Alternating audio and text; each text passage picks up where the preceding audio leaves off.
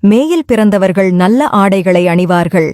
பிரபல்யமானவர்களாகவும் கவனமற்றவர்களாகவும் இருப்பார்கள். இரகசியத் தன்மையுள்ளவர்களாகவும் எதிலும் கவனமர்வர்களாகவும் இருப்பார்கள்.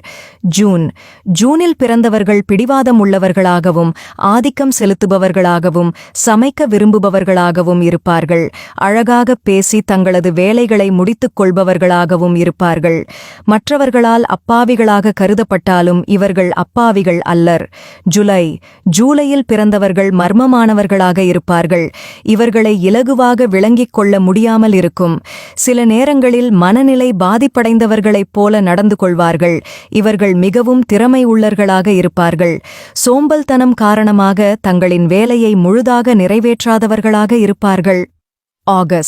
ஆகஸ்டில் பிறந்தவர்கள் பிடிவாதம் உள்ளவர்களாகவும் அதிகம் பேசுபவர்களாகவும் இருப்பார்கள். பொய் பேசுவதை வெறுப்பவர்களாகவும் உதவி செய்யும் மனப்பாங்கு உள்ளவர்களாகவும் இருப்பார்கள். இவர்கள் மற்றவர்களால் மதிக்கக்கூடியவர்களாகவும் பொறுப்புள்ளவர்களாகவும் தனிமையை விரும்பக்கூடியவர்களாகவும் இருப்பார்கள்.